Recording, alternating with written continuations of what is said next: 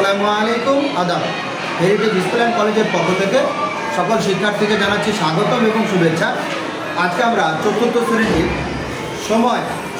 সময় একটা অধ্যায়, সেই অধ্যায়ে আমরা বিয়োগ করা শিখব, কীভাবে সময়ের বিয়োগ করা হয়। আমি লিখে নিচ্ছি একটা বছর 18 বছর 5 মাস 15 দিন, 9 বছর 7 মাস 32 দিন।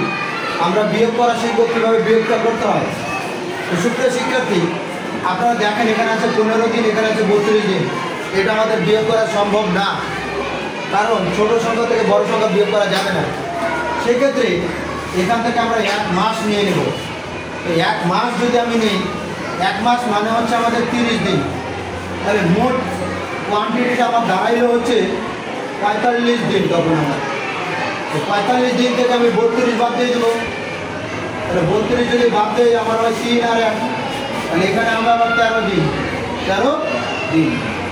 এই যে আমি 1 মাস নিয়ে নিলাম, এই মাসটা আমি এখানে দিয়ে দেবো। এখানে ছিল 7 মাস, 1 মাস যদি আমি দিয়ে দিই তাহলে ওটা হয়ে যাবে 8 মাস। এখন উপরে আছে 5 আর নিচে হইল 8, এটাও আমার বিয়োগ করা যাবে না। তাহলে এখান থেকে আমি 1 বছর নিয়ে নেব। 1 বছর আমি যদি নিই তাহলে 1 বছর নিয়ে আমার 12 মাস নিতে হবে। তাহলে 12 আর 5, তাহলে মোট কোয়ান্টিটি দাঁড়াই গেল আমার 17 মাস। 17 মাস। সেই 17 মাস থেকে যদি আমি বিয়োগ করে দিই তাহলে আমার চলে আসলো হচ্ছে 9 মাস। 17 থেকে 8 বাদ দিলে 9 মাস। 9 মাস। আমি যে 1 বছর নিয়ে নিয়েছি সেই 1 বছর দিয়ে দেবো। তাহলে এটা 9 না 10 হয়ে যাবে।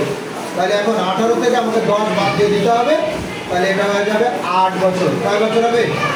8 বছর। তাহলে সুপ্রিয় শিক্ষার্থী, তোমরা শিখলা কীভাবে সময়ের বিয়োগগুলো করতে হয়। আবারও দেখা হবে অন্য কোনো ক্লাসে নতুন কোনো টপিকস নিয়ে। সে পর্যন্ত আল্লাহ হাফেজ, সবাই ভালো থাকবেন। আসসালামু আলাইকুম।